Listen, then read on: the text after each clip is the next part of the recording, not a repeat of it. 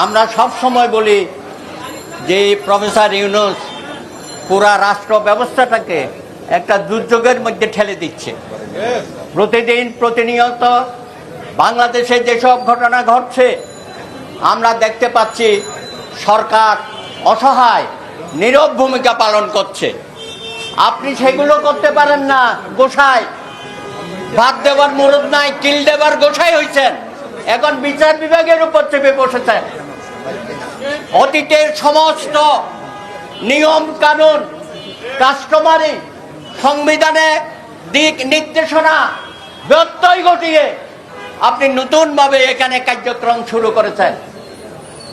আপনি হাইকোর্ট বেঞ্চকে আবার বিভক্তি আনার জন্য বিভিন্ন জায়গায় পার্মানেন্ট বেঞ্চ করার নামে ইউনিটারি সিস্টেম অফ গভর্নমেন্টকে আপনি ধ্বংসের দিকে ঠেলে দিচ্ছেন।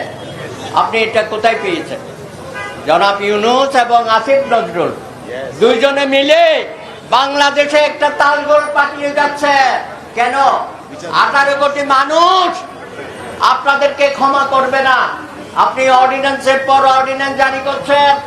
এইসব অর্ডিন্যান্সের কি মূল্য আছে? আগামীতে যারা সরকার গঠন করবে, নির্বাচিত প্রতিনিধিরা এইসব অর্ডিন্যান্স যদি ফেলে দেয় তখন আপনাদের কি অবস্থা হবে? তখন তো জনগণ আপনাদেরকে বিচার চাইবে। আপনারা এইসব অর্ডিন্যান্সের মাধ্যমে যেসব অপকর্ম করে যাচ্ছেন, এই অপকর্মের জবাবদিহিতা আপনাদেরকে দাঁড়িয়ে সামনে দিতে হবে এবং আপনারাও ভবিষ্যতে বিচারের আওতায় আসতে হতে পারে। তাই দয়া করে বিচারপতি নিয়োগের যেসব কার্যক্রম গ্রহণ করেছেন, আমরা আইনজীবী সমাজ মনে করি এটা সংবিধানের পরিপন্থী।